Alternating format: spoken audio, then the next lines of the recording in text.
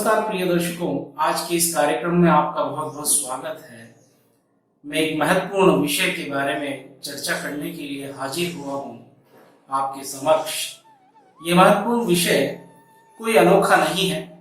हम सब जानते हैं कि कुंडली में वक्री ग्रह का होना क्या प्रभाव लेकर आता है और किस प्रकार से जातक को प्रभावित करता है, किस प्रकार के फल प्राप्त होते हैं। इसके बारे में वैदिक ग्रंथों में, ज्योतिष के कई शास्त्रों में उल्लेख किया गया है। अपनी अपनी व्याख्या ज्योतिषी देते हैं। मैं ये समझता हूं कि वक्री ग्रह को जानना अति आवश्यक है। इसमें ग्रह के मूल स्वरूप में क्या बदलाव आता है। हम वक्री ग्रहों को जानते हैं। वक्री ग्रह, जब कोई ग्रह उल्टी चाल चलने लगता है, ऐसा प्रतीत होने लगता है सौर मंडल में कि ग्रह उल्टी चाल चल रहा है, वक्र गति पर चल रहा है, उसके अंश घटते हुए दिखाई देते हैं। और जब वो ग्रह पुनः मार्गी होता है तो उसके अंश बढ़ते हुए दिखाई देते हैं और वो अपनी जो वास्तविक चाल है उस पर चलने लगता है। ऐसा प्रतीत होता है, ये एक ऐसी घटना होती है जिस घटना को हम कहते हैं कि ग्रह वक्री हो गया है। वक्री ग्रह जिनकी कुंडली में होते हैं उनकी भी जिज्ञासा रहती है, या उनको भय भी रहता है कि कहीं वक्री ग्रह हमेशा नुकसान तो नहीं करेंगे, हमारे को अशुभ प्रभाव तो नहीं देंगे। इस बारे में अक्सर चर्चा होती है।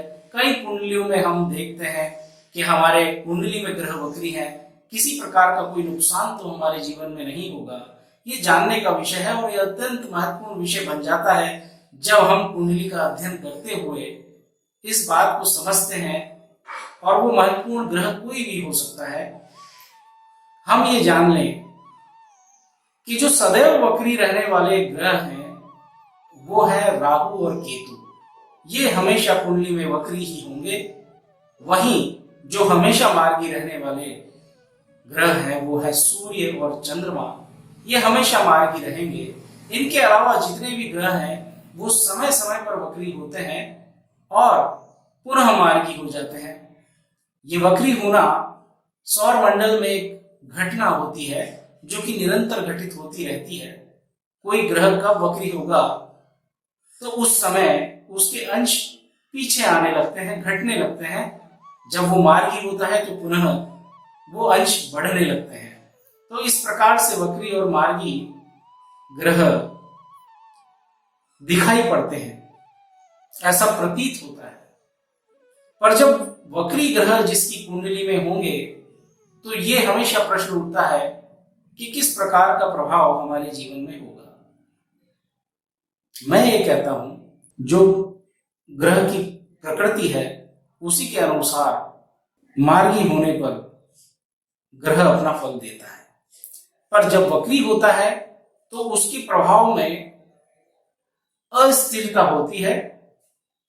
या तो प्रभाव बढ़ जाता है और उच्च के समान ग्रह फल देने लगता है, या फिर मिश्रित अवस्था होती है, यानी कि फल आधा या शून्यता की ओर भी कई बार प्रभाव दिखाता है। ये वक्री ग्रह जीवन में कई प्रकार की घटनाओं को अंजाम देने वाले होते हैं। हम मार्गी और वक्री ग्रहों के बीच में जो अंतर है उसको हम एकाएक तो स्पष्ट नहीं कर सकते, लेकिन इतना अवश्य है कि यहाँ पर अंतर अवश्य होता है। या तो ग्रह का बल उच्च के समान बढ़ जाता है, या फिर ग्रह आधे फल या मध्यम फल देता है, या बिल्कुल ही फल नहीं देता, घटनाओं को बाधित करता है, हमारे जीवन के चक्र को स्थिर कर देता है। इस प्रकार के कई विभिन्न प्रकार के फल प्राप्त होते हैं। हमें ये जानने की कोशिश करनी चाहिए जब हम स्पेशली विशेषतः वक्री ग्रहों को देखते हैं तो ग्रह किस भाव में, किस राशि में वक्री है वो स्वग्रही है, उच्च का है या नीचस्थ है, उसका बल क्या है, अंश बल कितना है, वो भाव मध्य में है या कमजोर है, शत्रु राशिस्थ है, पापी है या शुभ ग्रह है, किस प्रकार का जो मूल अध्ययन है वो हमें उस ग्रह का करना चाहिए, कहाँ उसकी दृष्टियां हैं और कौन से ग्रह उसको देखते हैं, क्या संबंध दृष्टियों के बनते हैं, तब जाकर हम एक बिंदु पर पहुंच सकते हैं कि यहां पर ये फल क्या होगा। वक्री ग्रह जीवन में बदलाव के सूचक हैं। वक्री ग्रहों की वजह से जीवन में कई बार अनेक प्रभाव देखने को मिलते हैं। हमें आत्मचिंतन का बोध, हमारे किए हुए कार्यों के पुनर्वीक्षा यानी कि पुनरावलोकन करने का जो समय है, ये वक्री ग्रह हमें उस विचार करने की प्रवृत्ति को बढ़ाते हैं। हमारे जीवन में जो घटनाएं घटित होती हैं, उन घटनाओं को हम पलट के देखते हैं। ये भी हमें देखना होगा कि वक्री ग्रह की चाल किसकी ओर है। वो अपनी नीच राशि, अपनी मित्र राशि, अपनी उच्च राशि की ओर वक्रीगत चाल चल रहा है, या फिर वो किन ग्रहों के साथ में विराजमान है। क्या उसके साथ में शुभ ग्रह है, पाप ग्रह है, मित्र ग्रह है, या फिर शत्रु ग्रह है।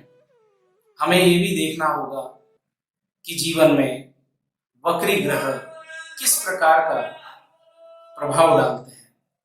उसी के अनुसार जन्म कुंडली का श्रेष्ठ अध्ययन हो सकता है। उसके बिना हम ये आकलन नहीं कर सकते। मैंने कई कुंडलियों में देखा है कि जो ग्रह नीच के होंगे, अगर वो वक्री कुंडली में हैं, तो वो अपने फलों में इतना बदलाव दिखाई देता है कि जो पारंपरिक जो ग्रह की दशा है, जो ग्रह का फल है, उसके ठीक विपरीत वो परिणाम देते हैं। कई बार उच्च के ग्रह वक्री होते हैं, लेकिन वो जीवन में बाधाएं डालते हैं। नीच राशिस्थ ग्रह वक्री होता है तो जीवन में वो सब कुछ दे देते हैं जो कि एक उच्च ग्रह देता है। वहीं पर ऐसे ही प्रभाव स्वक्षेत्री, मित्र और शत्रु राशिगत ग्रह जो वक्री हैं, उसी प्रकार का प्रभाव देते हैं। कई वक्री ग्रह राजयोग का निर्माण करते हैं। जीवन में जो अभाव हैं, उन अभावों को पूरा करने का काम भी ये वक्री ग्रह करते हैं। अनेकानेक योग बनते हैं। वक्री ग्रहों की चर्चा, वक्री ग्रह का जो विषय है वो आपके बीच में प्रयत्न किया है कि मैं पेश करूं। उदाहरण के तौर पर मेरे पास 2 कुंडलियां हैं जिनकी कुंडली में वक्री ग्रह होते हैं। उनको लगता है कि वो हमेशा अशुभ परिणाम ही देंगे, लेकिन ऐसा नहीं है। हम जानने का प्रयत्न करते हैं इस कुंडली के अनुसार। ये कुंडली वृश्चिक लग्न की कुंडली है।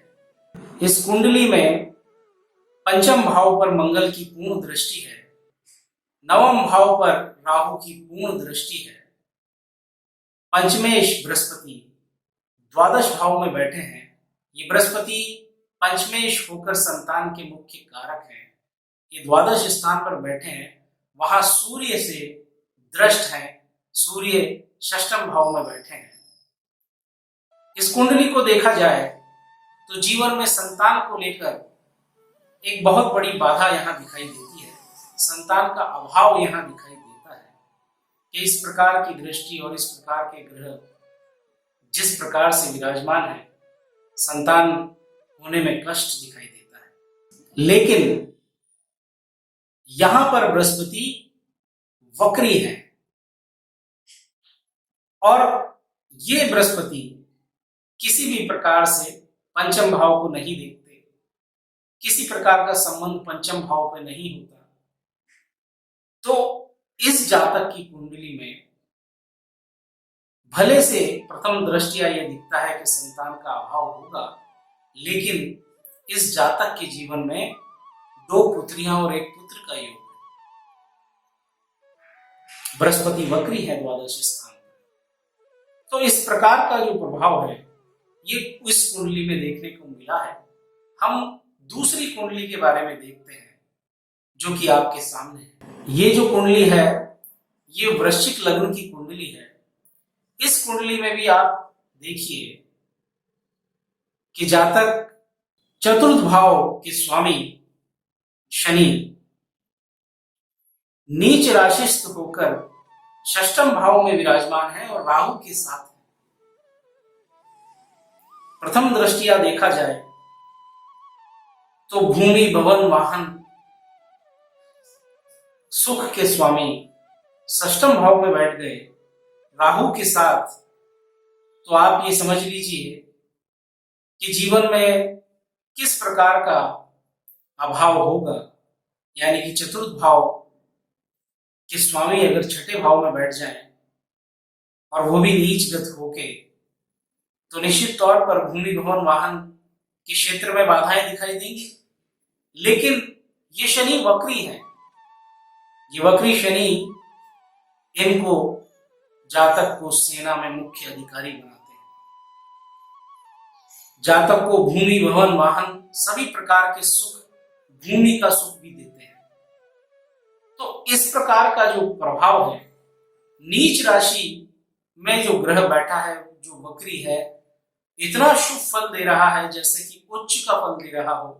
इस प्रकार के फल जब जातक को प्रभावित करते हैं तो हमें यह देखना कुंडली में अति आवश्यक हो जाता है कि वक्री ग्रह किस प्रकार का प्रभाव देने की क्षमता रखते हैं।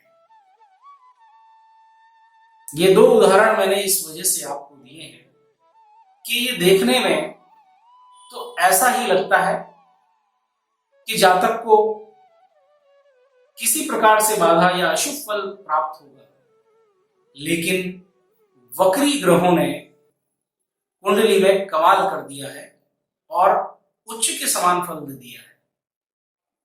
लगता है कि ग्रह उच्च का है, लगता है कि ग्रह अभावों को पूरी कर रहा है। ऐसा वक्री तत्व ग्रह जब होता है कुंडली में तो निश्चित तौर पर कई प्रकार के बदलाव आते हैं।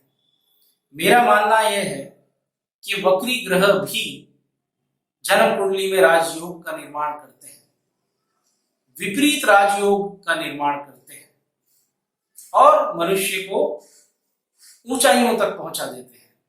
वहीं अगर कोई ग्रह उच्च है और वो वक्री है तो इसमें कोई संशय नहीं कि उस व्यक्ति को जीवन में अशुभ फल भी प्राप्त होते हैं, बाधाएं भी प्राप्त होती हैं। तो जन्म कुंडली अध्ययन से पूर्व हमें इन बातों को बड़ी गहनता से, गंभीरता से समझना होगा। आज के लिए इतना ही। अब मुझे इजाजत दीजिए। शीघ्र मिलेंगे नए विषय के साथ। तब तक के लिए नमस्कार।